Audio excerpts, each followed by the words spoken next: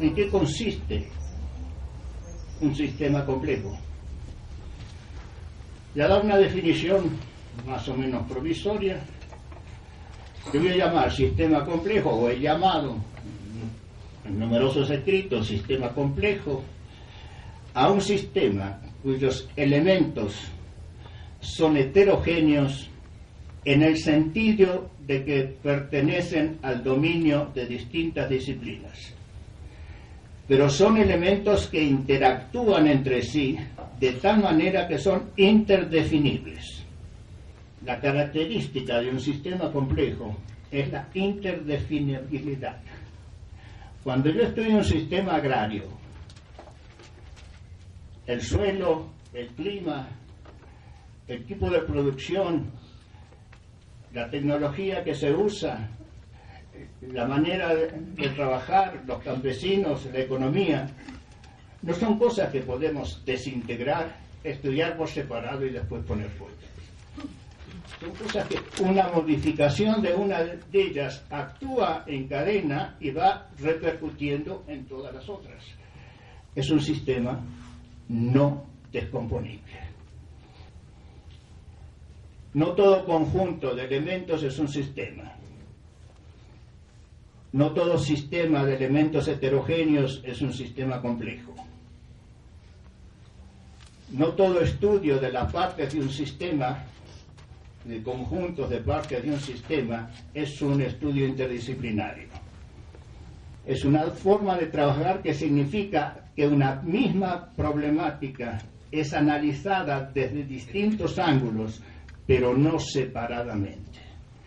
Porque la visión que tiene cada especialista o interactúa con el resto de los equipos o va a tener una visión totalmente parcializada. Yo siempre insisto en que la interdisciplina empieza en un equipo cuando un miembro de una especialidad es capaz de hacerle preguntas a otro miembro del equipo de otra especialidad que él mismo no se ha formulado. Y esto que estoy diciendo no es una especulación, es producto de una experiencia.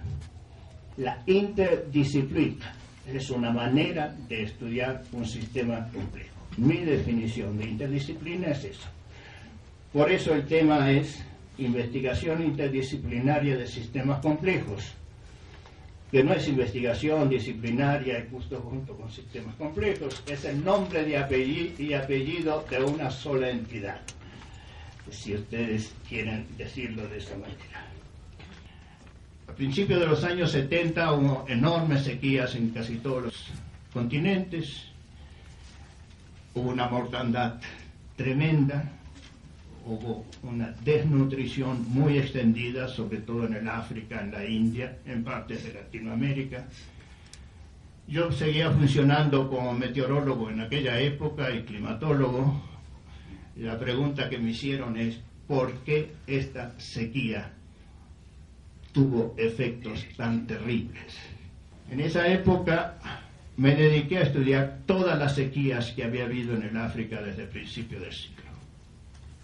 Y encontré una cosa muy clara. Esa última sequía, la más catastrófica, no había sido la peor sequía desde el punto de vista físico, desde el punto de vista climatológico. Había habido sequías mucho más terribles a principios del siglo sin ninguno de esos efectos. Lo que había pasado es simplemente, el análisis sociológico y económico lo demostró plenamente, que esas sociedades se habían hecho más vulnerables a una perturbación como la sequía. De aquí vino una de las concepciones del análisis sistémico. La sociedad, con sus costumbres sociológicas, económicas, políticas, tiene cierta resistencia a perturbaciones exteriores. Esas sociedades, y estaban muy claras las sequías antes de la colonización, durante la colonización y después, durante la independencia, lo que había ocurrido es que cada uno de esos cambios significó una mayor vulnerabilidad de esos países. Y la vulnerabilidad es una propiedad del sistema, no es una propiedad de parte del sistema, es una propiedad de la estructura del sistema, del conjunto de relaciones de esos elementos heterogéneos. Y la conclusión fue muy simple. La última sequía fue una perturbación que incidió sobre una sociedad mucho más vulnerable y desató una inestabilidad propia de esa sociedad. El efecto no fue proporcional a la perturbación, el efecto fue proporcional a la inestabilidad interna de eso.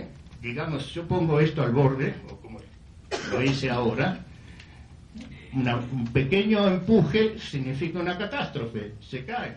Esa catástrofe no es proporcional a mi empuje, es proporcional al sistema inestable que está ahí y una perturbación que os quita del equilibrio. Nosotros definimos un sistema, como dice recién Goldman, con un recorte arbitrario de la realidad, más o menos arbitrario, pero dejando dentro, por así decir, conjuntos de elementos y de situaciones que de alguna manera funcionan como totalidad.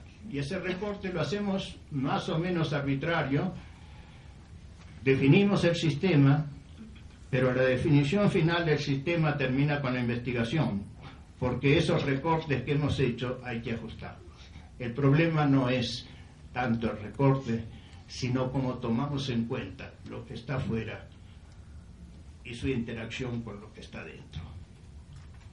O sea, cada nivel tiene sus propias leyes de organización que no son reducibles a los otros niveles, pero que no son autónomas, son semi-autónomas, en el sentido que hay interacciones. Desde luego, lo que pasa a nivel molecular tiene que ver con el átomo y lo que pasa a nivel macro tiene que ver con las moléculas, pero la dinámica interna de cada nivel es independiente. Independiente como dinámica, pero como sistema es interdependiente en el sentido que una de ellas influye sobre otra. Un otro principio es que dentro de un sistema, en un nivel determinado, los factores que intervienen de alguna manera se aglutinan por relaciones más estrechas que con otros factores. En un primer nivel de un sistema agrario, hay factores que forman parte del medio físico, el suelo, el agua, el clima. Hay factores que forman parte de la producción misma, el tipo de producción, la tecnología. Hay factores que forman parte de la sociedad que trabaja eso o de la sociedad que da los medios para trabajar esto. Estos constituyen subsistemas que tienen una interconexión entre ellos mayor que con los elementos de los otros subsistemas. Y esto nos permite nuevamente poder hacer análisis de los subsistemas de manera semi-independiente. Y semi-independiente porque, digamos, hay un único sistema que es el sistema productivo que está ahí y que va a tener un producto externo de muchos tipos. Hay tres principios entonces a los cuales he referido. Un principio de estratificación. Hay niveles de organización que tienen su propia dinámica y sus propios actores, que no son ni reducibles a ni deducibles de otros niveles, pero que interactúan con ellos. Hay un segundo principio que es de articulación. Los elementos no actúan así más o menos uniformemente. Hay subsistemas dentro de cada sistema con mayor coherencia que con el resto, y la estructura está determinada por las relaciones entre los subsistemas. Hay un tercer principio que llamo de organización sistémica, en el sentido que modificaciones de la totalidad modifican las partes, y que precisamente las influencias externas actúan sobre el sistema, su totalidad o algunas partes de ella, pero eso repercute, por eso es un sistema, repercute en las otras partes. La evolución de todo sistema, físico, químico, biológico, social, no es un desarrollo uniforme como se pretendió clásicamente. La evolución se da solo por reorganizaciones. Y la famosa no linearidad que está hoy de moda, y con razón, cuando se habla de complejidad, de caos, etc., representa simplemente esa evolución por reorganización. ¿Qué quiere decir esto?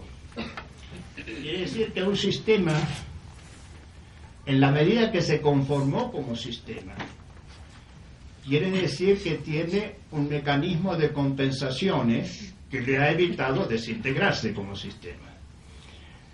Ese mecanismo de compensaciones es capaz de recibir perturbaciones o fluctuaciones de afuera hasta cierto límite.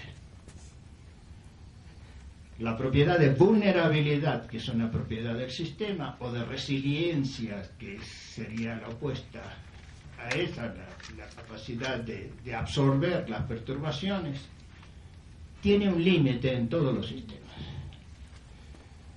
Una vez que se llegó a ese límite, el sistema se desestabiliza. Y esa desestabilización es una ruptura de la estructura interna.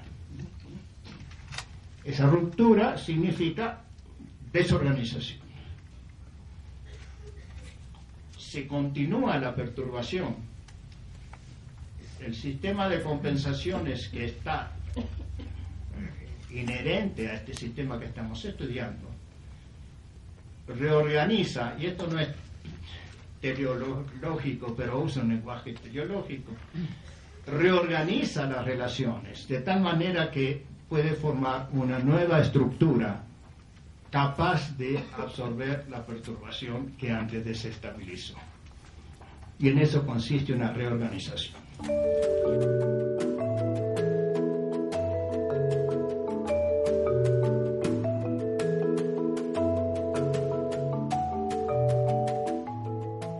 En un sistema complejo como el que estamos analizando, para mí hay tres tipos de problemáticas. Uno es un problema metodológico. ¿Cómo analizamos esto? ¿Cómo empezamos a analizar esto? El segundo es un problema epistemológico.